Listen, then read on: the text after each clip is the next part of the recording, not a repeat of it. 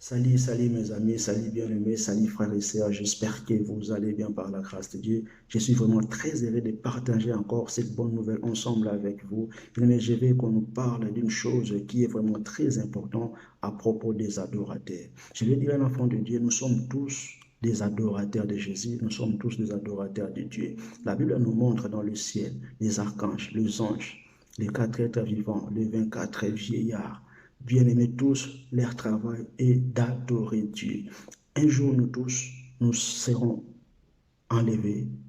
Les gens qui vont hériter les royaumes de Dieu, les gens qui vont être qualifiés quand Jésus reviendra, leur travail dans le ciel, ça sera l'adoration. La Bible nous dit dans le livre de Jean, chapitre 4, dans le 23e verset, mais l'heure vient et elle est déjà finie, où les vrais adorateurs adoreront le Père en esprit et en vérité, car ce sont là les adorateurs que le Père demande. Bien-aimé, tu es un adorateur de Dieu, je suis un adorateur de Jésus. Bien-aimé, la Bible déclare, nous sommes tous des adorateurs, mais ce ne sont pas tous les adorateurs qui vont être qualifiés. Ceux qui vont être qualifiés, ce sont ceux qui adorent Dieu en esprit et en vérité. Donc, en vrai dire, c'est des vrais adorateurs. Dieu cherche des vrais adorateurs. Bien-aimé, tu ne peux pas dire que tu adores Dieu quand tu marches dans le mensonge. Tu ne peux pas dire que tu adores Dieu quand tu marches dans des choses qui sont contraires à la parole de Dieu. Dieu ne cherche pas tous les adorateurs, mais il cherche les vrais adorateurs, ceux qui l'adorent en esprit et en vérité. C'est ça, la Bible déclare que le Père demande.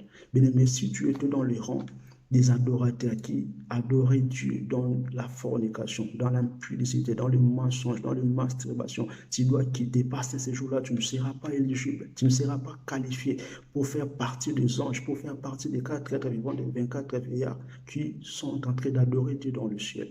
Si tu veux faire partie de ces groupes de gens-là, tu dois chercher à entrer dans le groupe des vrais adorateurs. Adore Dieu dans la vérité. Adore Dieu en esprit. La Bible déclare Dieu est esprit. Donc ceux qui l'adorent doivent l'adorer en esprit.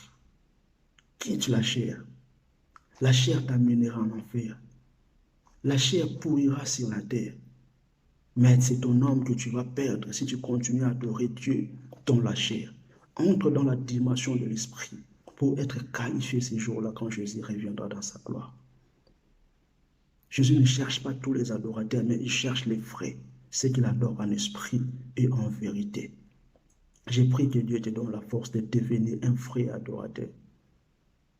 Bien-aimé, d'être un vrai adorateur, ça te permettra d'être qualifié quand Jésus reviendra dans sa gloire.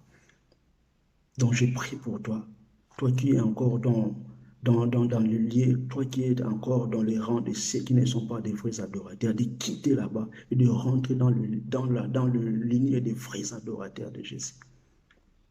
Ce n'est pas tous ceux qui partent à l'église chaque jour. Ce n'est pas tous ceux qui disent chaque jour Seigneur, Seigneur qui vont aller au ciel, mais ce sont ceux qui pratiquent la vérité. Ce sont ceux qui adorent Dieu en esprit et en vérité. Tu es un adorateur de Jésus. Ceux qui suivent Dieu doivent le suivre en esprit et en vérité. Donc je prie Dieu pour toi qu'il te donne la force de l'adorer en esprit et en vérité.